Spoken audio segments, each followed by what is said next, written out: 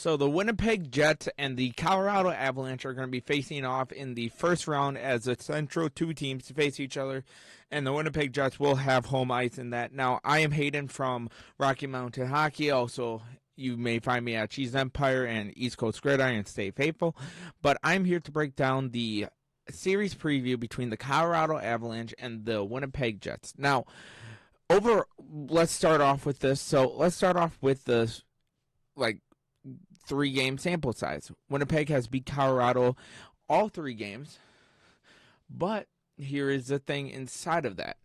The Jets combined a score of 17-4 versus the Avalanche in those games. They did not just beat the Avs, they also destroyed them. Now, that is only a 3-game sample size. Is this the Colorado Avalanche team that has become a very dominant team, a very fast-paced team, a very good team this year? No, that was not the full taste of the Colorado Avalanche. If you want to go look at games where they played their best, go look at some other teams, like how they beat Dallas 3-1 versus Dallas this year.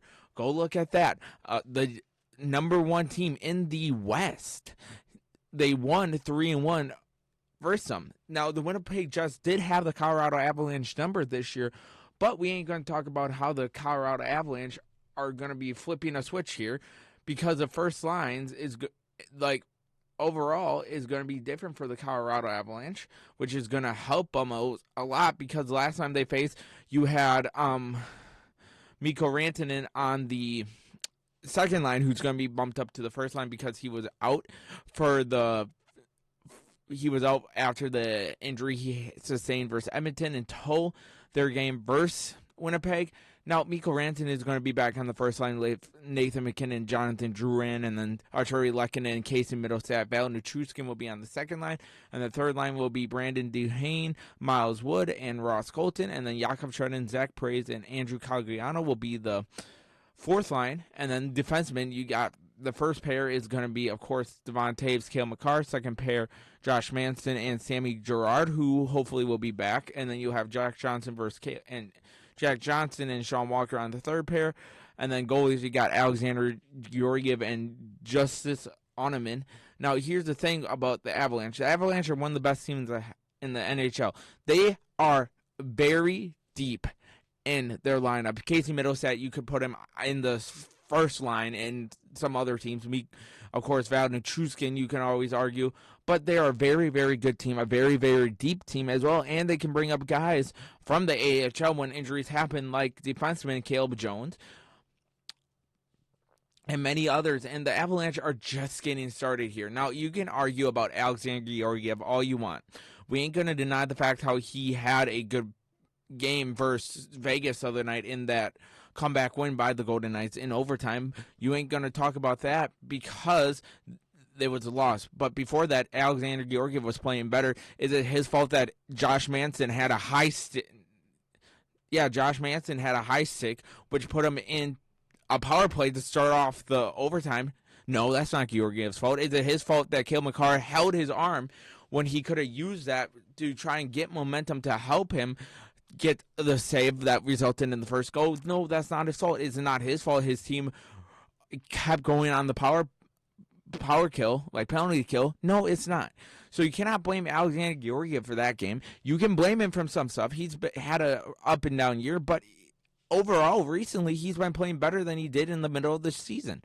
And people forget he was a all-star goalie. Now, I know that's a popular vote, but you cannot deny how he made it to the all-star game. You do not even get considered for an all-star game if you are not even playing at a top level of your game. Alexander Georgiev is still a good goalie, and then you got the up-and-coming young man in Juice Onoman as well, who's coming up.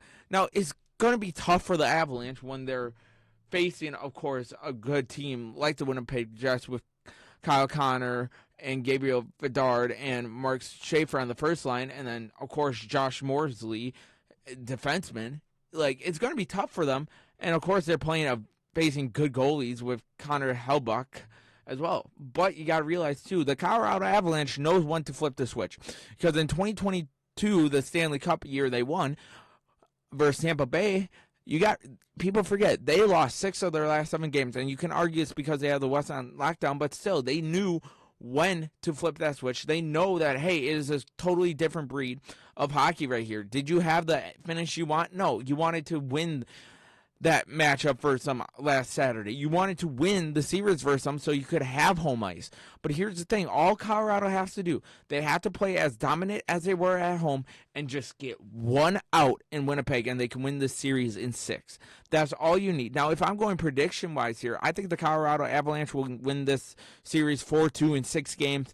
I think is going to be a heartbreaking Game 5 loss. I think that it's going to help result in the Game 6. I think they'll go up 3-1 and get a 1 out and then win the 2 at home.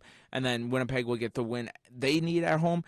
And then Colorado will finish out in front of the home crowd. So I think that's just my prediction. I think the underrated hero here is going to be Alexander Georgiev. I liked what I saw from Alexander Georgiev from Vegas. He was making great saves after great saves. He was playing at the top of his level.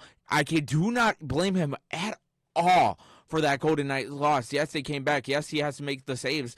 But here's the thing. When his defensemen are getting out physical in front of him, it's not his fault. It's not his fault that his defensemen make a stupid penalty that results in a power play with a few minutes left. So I think Alexander Georgiev is going to step up here, and the most goals he's going to allow in one game is going to be 3. That's my prediction right here, right now. I think the Avs are going to step up, but let me know down below. What do you think? Do you think the Colorado Avalanche will win it or not? Let me know down below. If you guys haven't already, hit that like and sub button, and as always, go Avs, go.